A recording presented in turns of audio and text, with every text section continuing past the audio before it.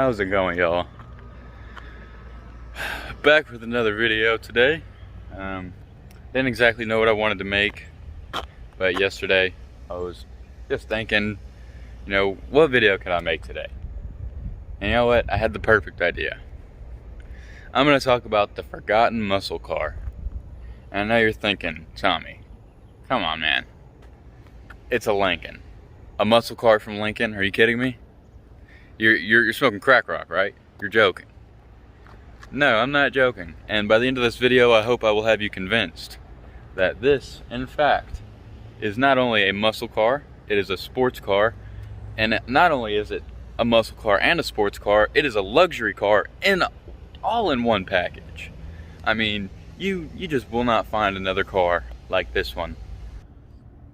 And I know you're thinking, man, that is a total grandpa mobile. And that's the best part about it, man. Because the outside, real deal sleeper. What's underneath her skin? I mean, come on, man. Alright, first topic I'm going to get on. The muscle of it. I'll show you. How is this a muscle car, you might ask? I'll show you. Boom. That there is 32 valves and 4 cams of pure muscle, baby. Strapped to a 8.8 independent rear suspension. Rear wheel drive, that is. But anyway. So, muscle standpoint. This is not the exact same, but this is the same double overhead cam that they used in the Mustang Cobras. Now, technically, the Mustang Cobras borrowed this engine from these cars because these cars had the double overhead cam first in 1993. And when I say muscle, the 1993 Mustang Cobra ran a 15.3 or 4, 15.3 or 15.4 in the quarter mile from the factory. These are running 14.9s. A Lincoln from the factory was beating the Mustang Cobras in the 90s. That was until 1996, that is. Now, as far as the sporty side goes, 4-wheel independent air suspension. Now, the air suspension, when you're just cruising around, it sits exactly how it's sitting now. When you're cruising around, the air suspension sits exactly how it sits now, completely level, which the rear end is, I need to adjust the sensors, is a little bit lower than the front, but just a simple sensor change and that'll be fixed right up. Or when you're just cruising around, the steering is super smooth, like buttery smooth. But when you get on it and you start getting up to speed, the steering, it's got, I think it's called, Ford called it adaptive steering or some shit like that. But when you get up to speed, the steering tightens up automatically and the suspension automatically lowers itself to be more aerodynamic. So I think the trigger point is 55 miles per hour for the air suspension. That's when it lowers. How high it's sitting now, when you get up to about 55, it'll get about here from the fender to the tire. It's pretty dope. Now it has the 8.8 independent rear suspension. It is limited slip, but this is an LSC. This car does have the LSC package, so it has the perforated leather seats, has the 327 gears, whereas the base models have 308s. It's got I think the LSC package, they have different tuning, they have stiffer suspension, all that.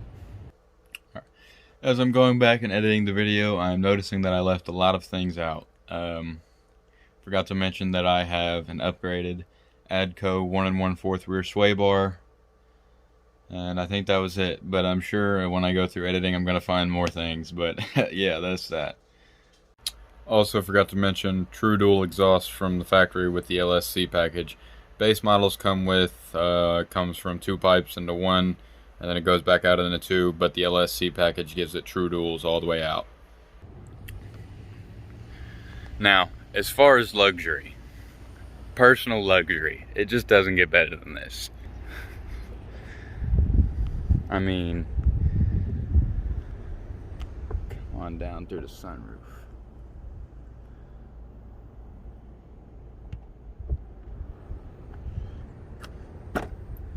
Now, when I say personal luxury, every single button on the interior is designed to be a hand reach away from the driver. And it is tilted. It literally looks like a cockpit in here, like a jet fighter cockpit. Every single button tilted directly towards me.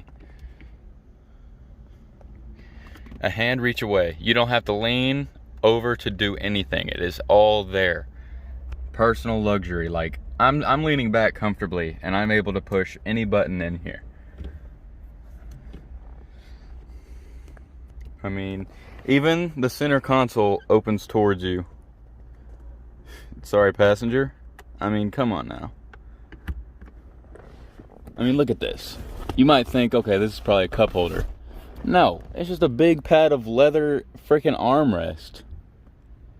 I mean, I wouldn't want a grown-up to sit back there, but if you were to, I mean, I've sat back there, and it's actually pretty damn comfortable in the back. It's like sitting on a lazy boy couch. Now, when I say everything is tilted towards you, I'll give you a better look from the passenger side. Look at it. I mean, just for a 90s car, this is about as good as it gets. I mean, no cheap plastics. I mean, cheap plastic here, but you won't find many plastics in this car besides the vents. I mean, you know, a 90s car, Fords weren't the best. Come on, I mean, it's not going to be perfect, but soft touch leather, wood grain, soft touch leather. I mean, and then look at this. It swoops this way, so the passenger, you really have kind of no say over anything that goes on over here. This is all driver. We've got heated seats, sunroof. It's even, oh my gosh, and this is one of my favorite things. I mean, it keeps getting better with the luxury.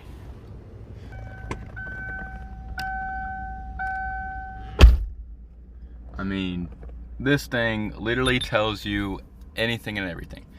If anything goes wrong, such as the air suspension, which it will, but I love it, so I stick with it.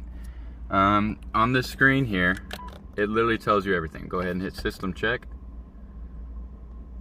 It cycles through everything. Tells you anything that's wrong.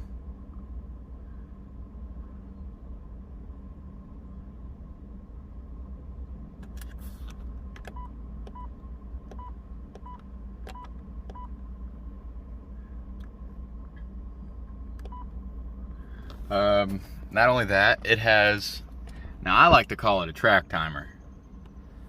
You push the date and time, and I mean, this is cool.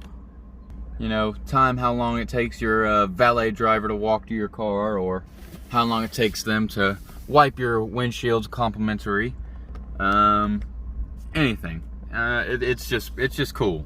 Fuel economy, which wasn't making the bet. On the highway, I think I make about like 21, 22. After I got my car tuned, the gas mileage really went down, but I mean, are you really going to care about gas mileage when you got that double overhead cam? I mean, come on. But gas mileage really isn't that bad. Now, base models, you'll make from anywhere from 25 to 30 mpg on the highway, but the LSC with the 327 gears, I think I make about 21 to 25. Auto dimming mirrors. There are turn signals in the mirrors, which, correct me if I'm wrong, but this was one of the first cars to do that, with the turn signals in the mirrors. I mean, all of this, all the stuff you would want in a new car, but in 1997. It has express window, easy entry. Now, what that is, when you open the door, the driver's seat will scoot itself back and the steering wheel tilts itself up automatically. So it makes it easier to get into the car, and whenever you shut the door, it all goes back to your saved position. But as Mark 8 owners know, you want to turn that off as soon as possible, because parts are not easy to replace or find. And as you know, the seat tracks, which this one works. but you know, you want to turn those off as soon as possible. Now, reverse mirrors, self-explanatory. When you put the car in reverse, the mirrors tilt down so that you can see the lines better, but I personally prefer to leave it off because I don't want to wear out the part. What else this thing got up in here? I mean, cigarette lighter, this one does work. Ashtray. Cup holders in this car is probably the only fault of this car's interior, besides the blend door actuator. This car does not have heat because, which they should have recalled it, but hey, it's whatever, you know. My cup holders are not intact, but I do not use them because I do not bring food or drinks into my Lincoln, because of the simple reason that the cup holders are absolutely pointless.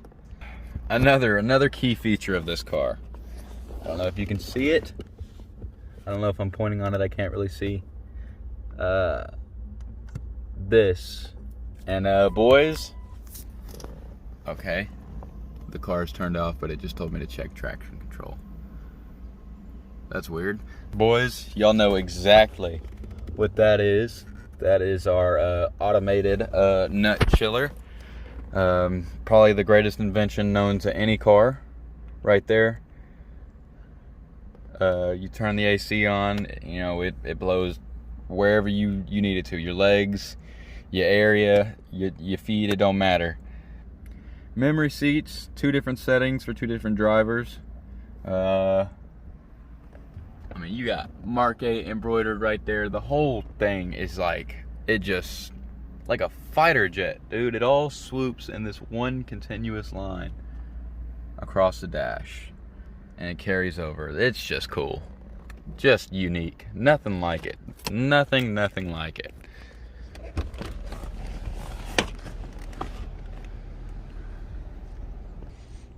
Now that's the luxury side. This car really does everything well. This, in my opinion, is probably the best all-around vehicle.